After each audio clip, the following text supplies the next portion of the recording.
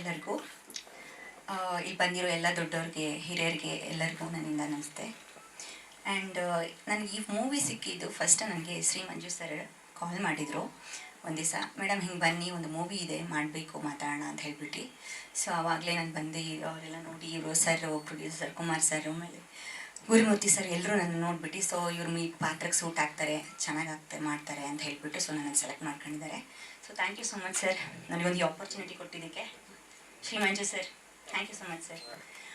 So ನನಗೆ ಒಂದು ಒಳ್ಳೆ ಅವಕಾಶ ಮಾಡಿಕೊಟ್ಟಿದ್ದಾರೆ. ನನಗೆ ಇದೊಂದು ಒಳ್ಳೆ ಪ್ಲ್ಯಾಟ್ಫಾರ್ಮ್ ಅಂತ ಹೇಳೋಕ್ಕೆ ಇಷ್ಟಪಡ್ತೀನಿ ನಾನು. ಸೊ ಆ್ಯಂಡ್ ಇದು ಟೀಮ್ ಕೂಡ ತುಂಬ ಒಳ್ಳೇದಿದೆ. ಎಲ್ಲರೂ ನಂಗೆ ಚೆನ್ನಾಗಿ ಸಪೋರ್ಟ್ ಮಾಡಿದರು. ಎಲ್ಲರೂ ನಂಗೆ ಚೆನ್ನಾಗಿ ಸಪೋರ್ಟ್ ಮಾಡಿದ್ದಾರೆ. I am blessed to have this team. Thank you so much sir. Actually ಇದು ಮೊದಲನೇ ಸಿನಿಮಾ ನಂದು. ಹೌದು,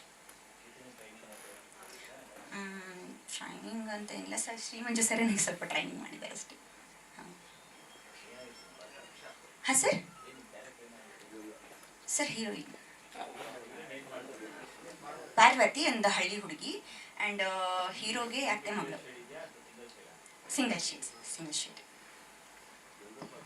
ಹೀರೋ ಮಾತ್ರ ಡಬಲ್ ಆಕ್ಟಿಂಗ್, ಹೀರೋಯಿನ್ ಎಸ್. ನಮಸ್ಕಾರ ಸ್ನೇಹಿತರಿಗೆಲ್ಲರಿಗೂ, ಹಾಗೆ ಮಾಧ್ಯಮಿತರಿಗೆಲ್ಲರಿಗೂ ನಮಸ್ಕಾರ. ವೇದಿಕೆ ಮೇಲೆ ಕೂತಿದ್ದ ಎಲ್ಲ ಸ್ನೇಹಿತರು ಕಲಾವಿದರಿಗೆಲ್ಲರಿಗೂ ದೊಡ್ಡ ನಮಸ್ಕಾರ. ಮಂಜು ಸಾರು ಈ ಸಿನಿಮಾದಲ್ಲಿ ಒಂದು ಪಾತ್ರ ಇದೆ ಮಾಡಬೇಕು ಅಂತ ಹೇಳಿದರು. ಖಂಡಿತ ಮಾಡಿಕೊಡ್ತೀನಿ ಅಂತ ಹೇಳಿದೆ. ಸರಿ, ಅವ್ರ ಜೊತೆ ಇದು ಫಸ್ಟ್ ಟೈಮ್ ನಾನು ಶೇರ್ ಮಾಡ್ಕೊಳ್ತಾ ಇರೋದು.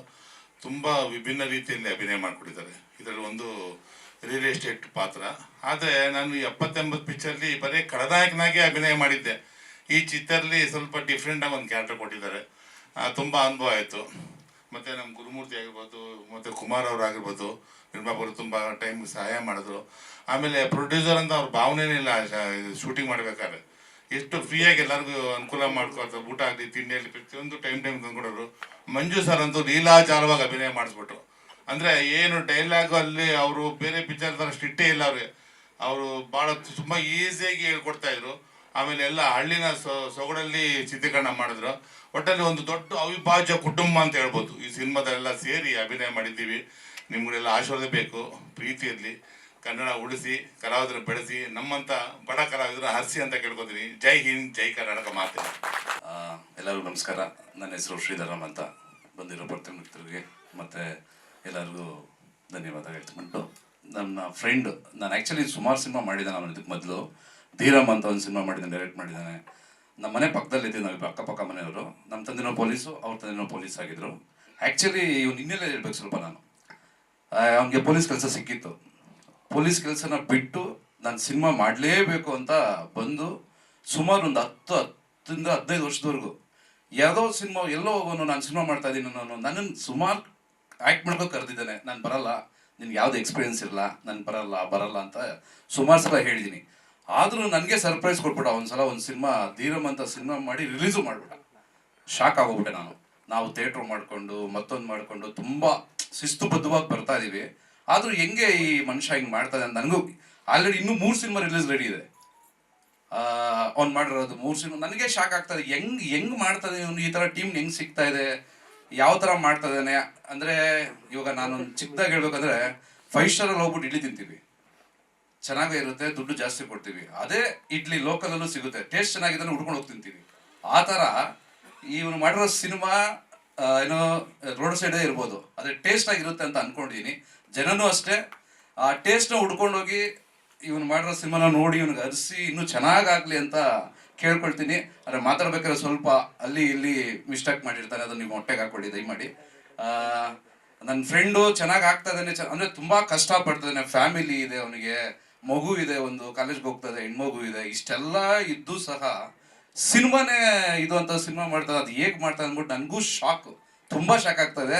ನಾನು ಎಷ್ಟೋ ಸಲ ಕರ್ತಿದ್ದೇನೆ, ಯಾವತ್ತೂ ಬಂದಿಲ್ಲ ಅಂದರೆ ಈ ಥರ ಫಂಕ್ಷನ್ಗಳೆಲ್ಲ. ಆದರೆ ಇವತ್ತು ಬಂದಿರೋ ಕಾರಣ ಅವನ ಬಗ್ಗೆ ಮಾತಾಡಿ ಅವನ ಬಗ್ಗೆ ಹೇಳಬೇಕು ಅಂತ. ಏನೇ ಮಾಡೋ ಹುಷಾರಾಗಿ ಮಾಡೋ, ಜನಗಳು ಮೆಚ್ಕೊಳ್ಳೋ ಥರ ಮಾಡೋ, ನಿನ್ಗೆ ಆಶೀರ್ವಾದ ಇದ್ದೇ ಇರುತ್ತೆ. ಯೋಚನೆ ಮಾಡೋ ಅಷ್ಟೇ.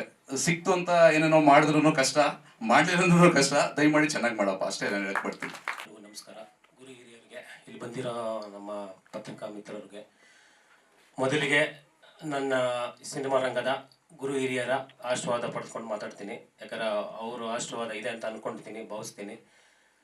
ಪ್ರತಿಯೊಬ್ಬರಿಗೂ ಇವತ್ತು ಭೀಮ್ ನಮಾಸೆ ಹಬ್ಬದ ಶುಭಾಶಯಗಳು. ಎಲ್ಲರಿಗೂ ಒಳ್ಳೇದಾಗಲಿ.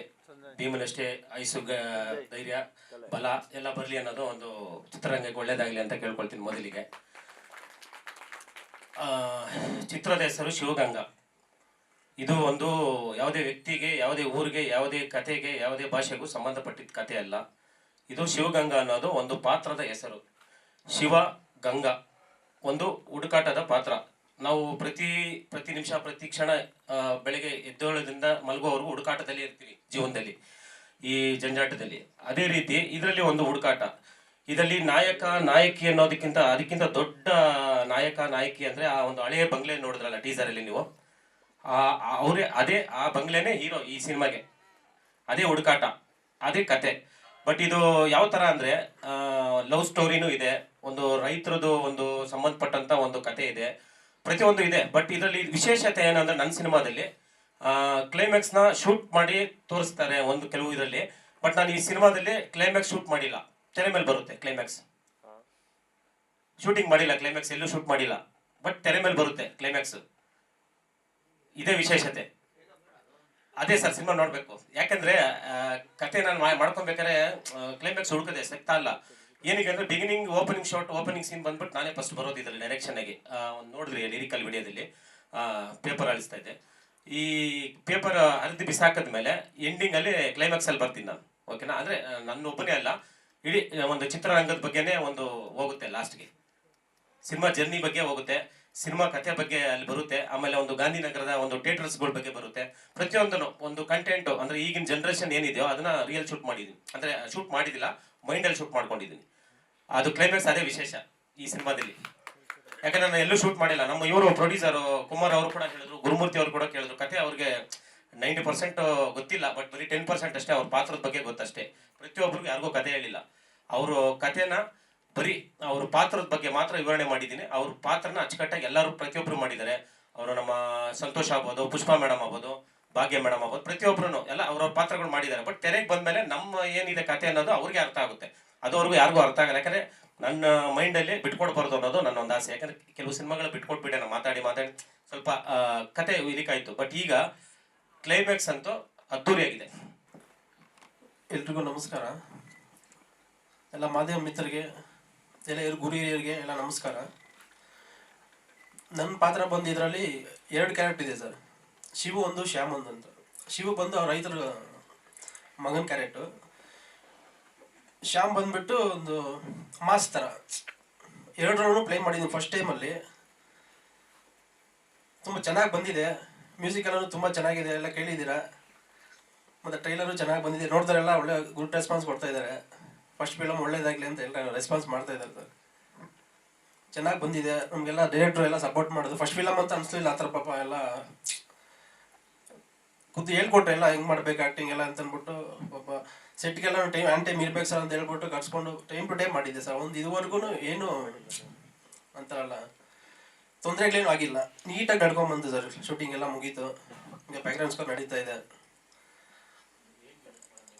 ಸರ್. ಮೊದಲು ನಾವು ವ್ಯವಸಾಯ ಮಾಡ್ಕೊಂಡಿದ್ದೀವಿ ಸರ್. ಈಗ ಗೊತ್ತಲ್ಲ ವ್ಯವಸಾಯ ಈಗ ನಡೀತಾ ಇಲ್ಲ, ಏನಿಲ್ಲ. ಸ್ವಲ್ಪ ರಿಯಲ್ ಎಸ್ಟೇಟಲ್ಲಿ ಇದು ಮಾಡಿಕೊಂಡು ಬಿಸ್ನೆಸ್ ಮಾಡ್ಕೊತಾ ಇದ್ದೀರಿ. ಹಂಗಾಗಿ ನಮ್ಮದು ಯಾವುದೋ ಸ್ವಲ್ಪ ಲಿಟಿಗೇಷನ್ ಲ್ಯಾಂಡ್ ಇದ್ದು ಕ್ಲಿಯರ್ ಆಯಿತು. ಅದ್ರ ಅಮೌಂಟ್ ಇದ್ದು ತೊಗೊಂಬಂದು ಇಲ್ಲಿ ಹಾಕಿ ಮಾಡ್ತಾ ಇದ್ದೀನಿ ಸರ್. ಏನೋ ಉದ್ಯಮ ಮಾಡೋಣ, ಬಿಸ್ನೆಸ್ ಮಾಡೋಣ ಅಂತ. ಇದೆ ಸರ್, ಇದೆ. ಬೆಳೆ ಎಲ್ಲ ಹಾಂ ಅದಕ್ಕೆ ಬೇಕಲ್ವ ಸರ್? ಅದಕ್ಕೆ ಮಾಡ್ಬೋದು ಸರ್, ಮಾಡ್ಬೋದು.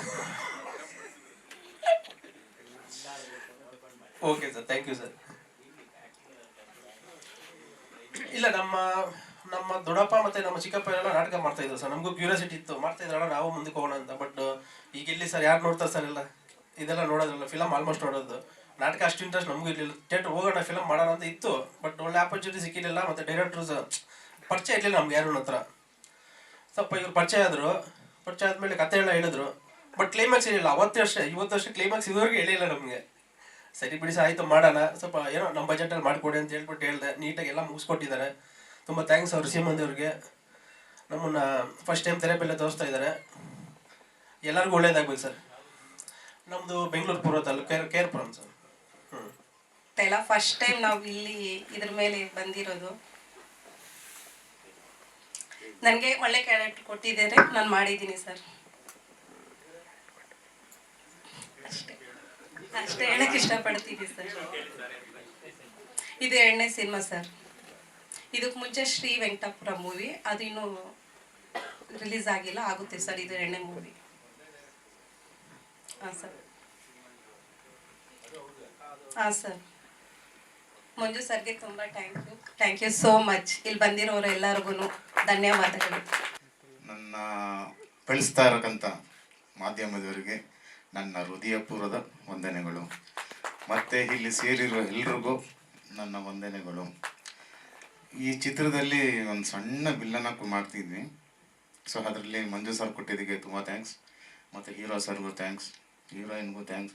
ಮತ್ತು ಇದರಲ್ಲಿ ಯಾರು ನಟನೆ ಮಾಡಿದರೆ ಅವ್ರಿಗೆಲ್ರಿಗೂ ನನ್ನ ಕಡೆಯಿಂದ ಒಳ್ಳೆಯದಾಗಲಿ ಅಂತ ಆ ದೇವರಲ್ಲಿ ಪ್ರಾರ್ಥನೆ ಮಾಡ್ತೀನಿ. ಈ ಸಿನಿಮಾ ಯಶಸ್ವಿ ಆಗಲಿ ಅಂತ ಅವ್ರಿಗೆ ಹಾರೈಸ್ತೀನಿ. Thank you.